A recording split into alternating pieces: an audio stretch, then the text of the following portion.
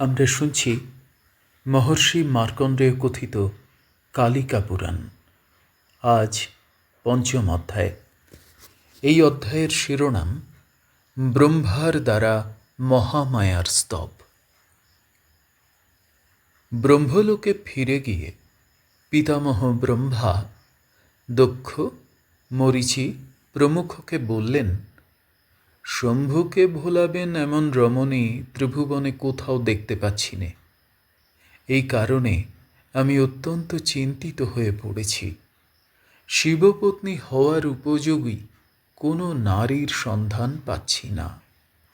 আমার মনে হয় জগন্ময়ী মহামায়া বিষ্ণুমায়া ছাড়া আর কোনো নারী শম্ভুকে ভোলাতে পারবেন না।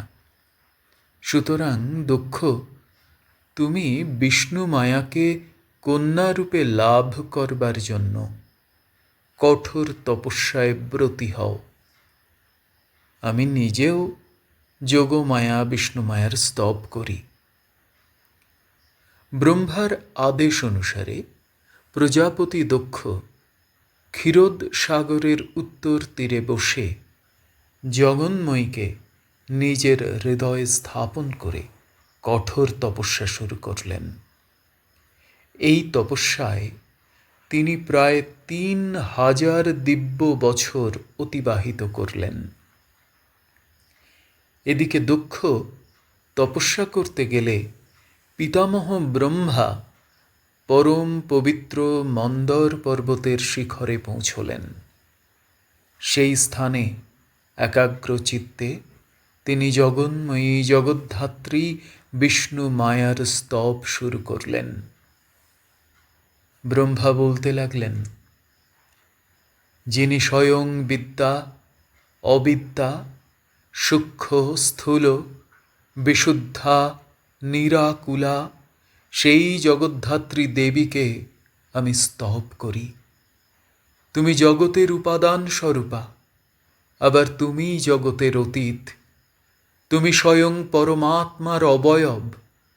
তুমি নিদ্রারূপিণী সনাতনী চিৎ শক্তি, জগতে সর্বভূতের শক্তি, জীবের পবিত্রতা স্বরূপিণী। তুমি সন্ধ্যা, ধৃতি, সাবিত্রী, রতি, জগদ্ধাত্রী এবং তোমার অনন্ত জ্যোতির মাধ্যমে জগতের প্রকাশ। তুমি জগতের সৃষ্টি, স্থিতি ও প্রলয় ঘটিয়ে থাকো। তুমি মেধা, স্মৃতি, প্রজ্ঞা, চেতনা, মহামায়া, স্বাহা, সধা, নমঃশব্দ, বষটকার, পুষ্টি, করুণা, লজ্জা, মৈত্রী, শান্তি, কান্তি ও জগতের ঈশ্বরী। আমার সৃষ্টি শক্তি, বিষ্ণুর পালন শক্তি ও রুদ্রের বিনাশ শক্তি, এসবই তোমার অনন্ত শক্তি থেকে সৃষ্টি। তুমি জ্ঞানরূপে সাধকের মুক্তি, অজ্ঞানরূপে সংসারী জীবের সংসার বন্ধন সাধন করছ। পরমাত্মার নিষ্কল অব্যক্ত রূপ ও জগতের সূক্ষ্ম স্থূল রূপ সবই তোমার অনন্ত রূপের প্রকাশ। হে বিশ্বম্ভরী, তুমি এই নিখিল ব্রহ্মাণ্ডের মতি ও গতি, ভবসাগর পারের তরণী, সাধকের মুক্তি ও সংসারবদ্ধ মানবের জগন্মোহিনী। তোমার থেকে জগতের উৎপত্তি, কিন্তু তোমার কোনো উৎপত্তি নেই। তুমি ঘোর রূপে জগতের বিনাশ ঘটাও, কিন্তু তোমার কোনো বিনাশ নেই। তোমার দৃষ্টিতে জগৎ দৃশ্যমান, কিন্তু তুমি দৃষ্টিহীনা। তোমার শ্রবণে জগৎ শ্রাব্য, কিন্তু তুমি কর্ণহীনা। তুমি বিশুদ্ধ চৈতন্য, আবার তুমিই তামসী, তুমিই হিংসা, তুমিই অহিংসা। তুমি স্বর্গ, মর্ত, পাতাল, পঞ্চভূত, মন ও অহংকার।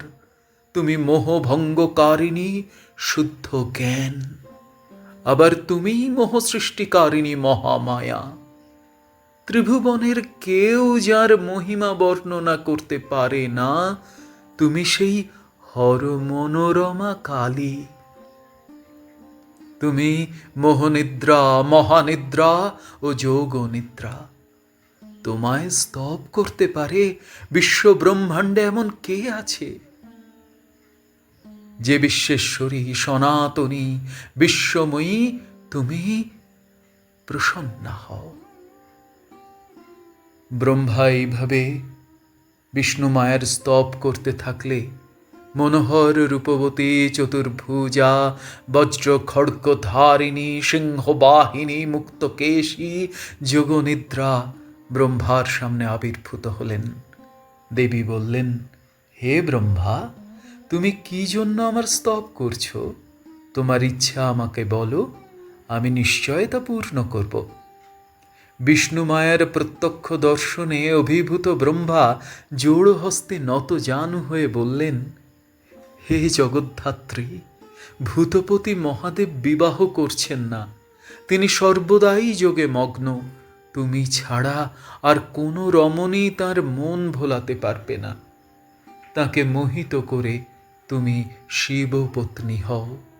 আমার মনে এক মুহূর্তের জন্য নারীর প্রতি আকর্ষণ জন্মেছিল, তাতেই শঙ্কর আমার প্রভূত নিন্দা করেছেন। নিজের ইচ্ছায় তিনি কখনোই বিবাহ করবেন না। জগতের লয়ের কারণ স্বয়ং মহাদেব, তিনি বৈরাগী হয়ে স্ত্রী গ্রহণ না করলে সৃষ্টিচক্র চলবে কিভাবে? তাই আমি তোমার শরণাপন্ন হয়েছি দেবী। জগতের হিতার্থে তুমি বৃষধ্বজকে মোহিত করো। মার্কণ্ডেয় বললেন, ব্রহ্মার এই প্রার্থনার উত্তরে যোগময়ী কালী তাঁকে কি বললেন, এখন মন দিয়ে শুনুন।